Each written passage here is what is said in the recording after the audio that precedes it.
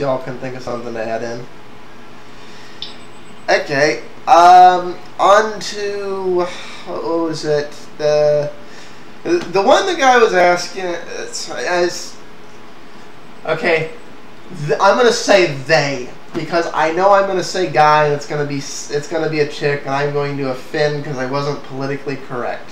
The user asked why Flash isn't installed by default on all Linux distros. It's like you had something to say on that, James. Before we get into mine, like what was your reason on that? There's legal issues with including Flash or anything that you need licensing for in a distro.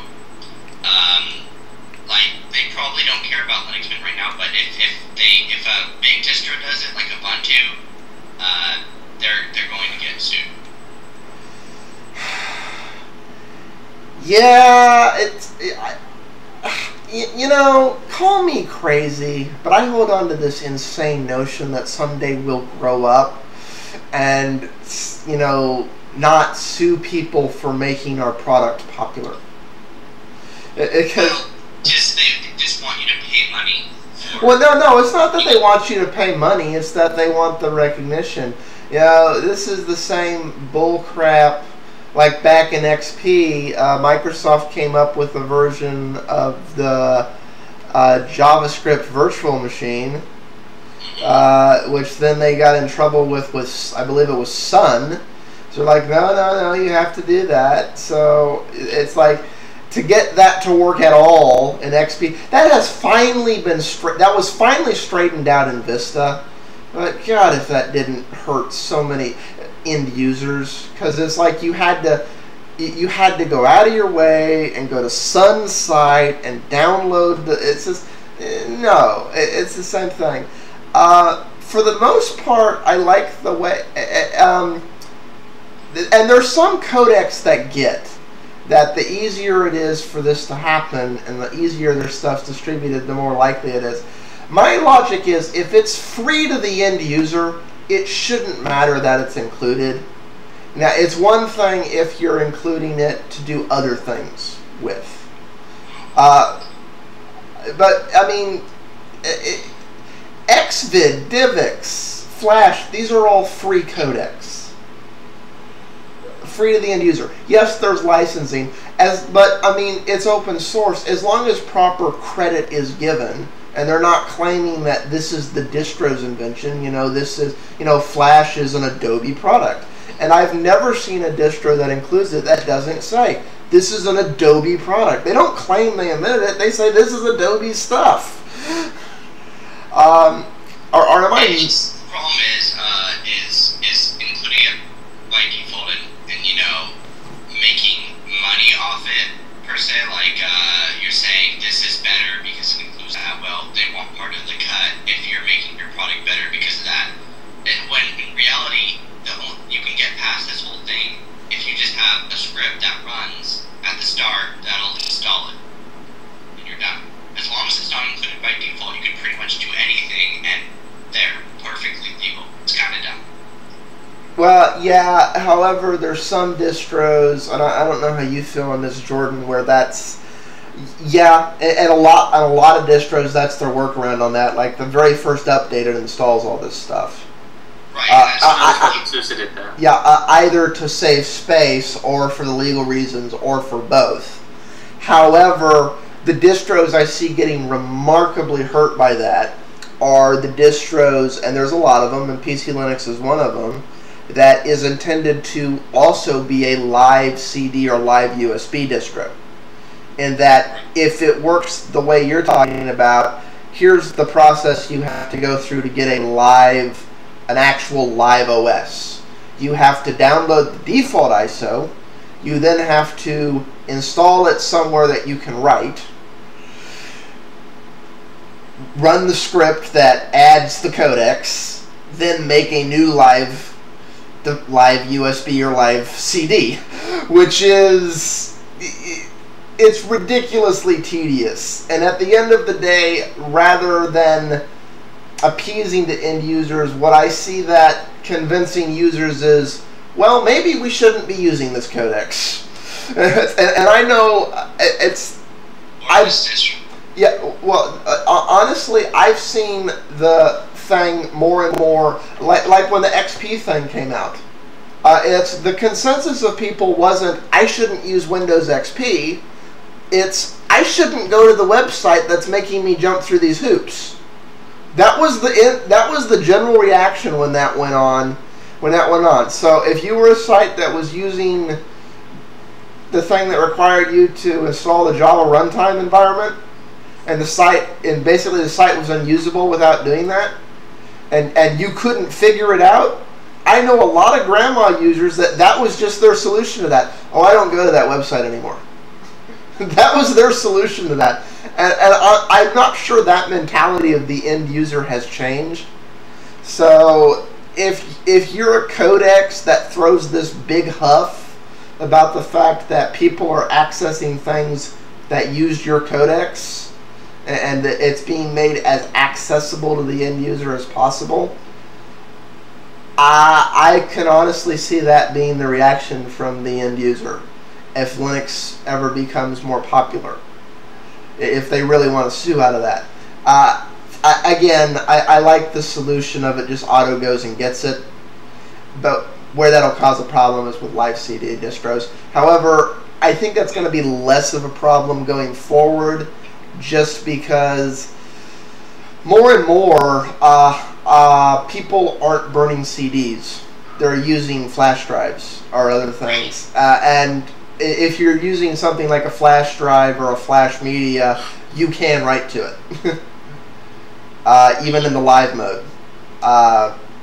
Some distros don't like you doing that because they treat it like it's a read-only anyways, but you can still do it. So the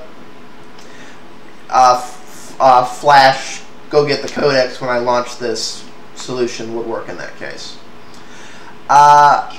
The real reason, though, I think people don't install some things, like the primary one people asking about in this case are Flash, is I think they're less concerned about the legal issue, and there's some real purist distros out there that are, I am not putting anything in this distro that has any security holes. You have to open those security holes yourself. And Flash does have a lot of security things. They tend to get patched pretty quickly. However, well, okay, yeah. But it's, and you know, yes, here I am talking about Flash has security holes. I'm willing to bet all three of us have Flash installed on most of our systems, in spite of those security holes. We kind of have to. Yeah. It's, I mean, it's just too widely used. I'm sorry, that's the way it is. So I don't see. But I think that's the logic in a lot of distros. They're like, I'm going to make the end user open the security hole, and some of that is they want to claim to be more secure. Because when a system claims how secure it is, they're talking about how secure they are default installed out of the box. With the proper tweaks, you can make any OS, Windows, OS X, any Linux distro, ironclad, ultra locked down security. The degree so much so that you can't even use it. So much so that you can't even use it, yeah. As anyone who's tried to run a non-administrator user account in Windows will attest to. Yeah. But back on that idea of distros not including security. In particular, Fedora doesn't include it because it's proprietary. I know that's the other thing. Like it violates, it's closed source. That's the other thing. If it's the security, and if it's not purely open source, and including it by default in the majority of major distros would actually kill off the open source alternatives like Nash. Yeah. Which, as far as I remember, is not a terribly great competitor. Yeah. No, that's the thing. It's. I have mixed feelings about what you're talking about. Because at the end of the day, I'm all for open source, and I wish all things were open source, and we're all rallying behind standards that would actually allow things to just grow, especially so the legal issues would go away. Because at the end of the day, if the infrastructure things are built on are, you know, do I have to worship at your altar to get permission to make you stronger? it's a lose-lose for everyone.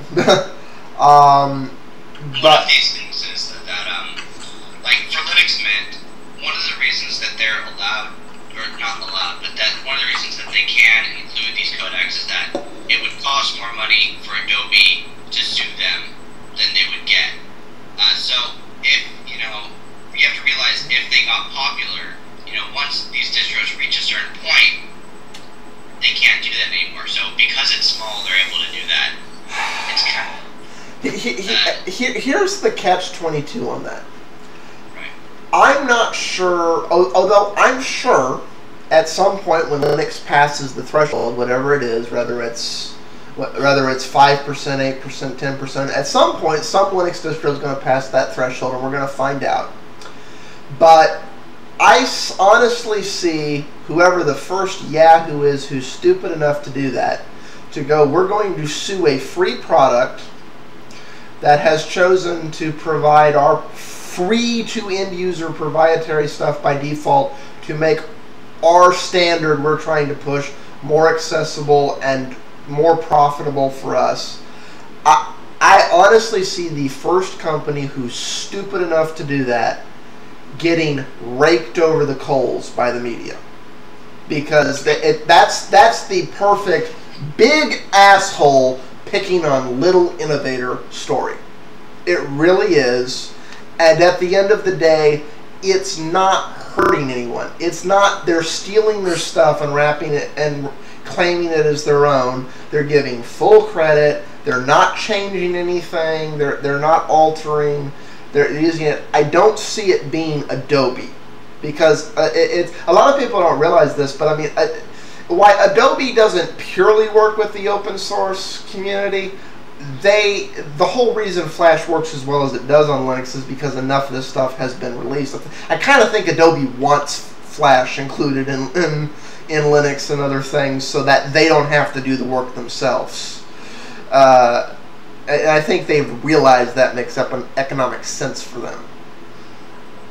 I may be wrong there. I don't know. I don't know. And I don't... About it, you may be giving Adobe too much credit, but I don't know. I guess they could be stupid enough to do that too, but I just see it being the ultimate bad PR campaign to do that. Even if they're fully in the right to do it, and under the DMCA, fair use doesn't exist. Hopefully that's getting undone as quickly as it possibly can. In 50 years, maybe we'll have our rights again. But I see that backfiring on whatever company's stupid enough to do it. Do y'all think I'm being a little too optimistic there?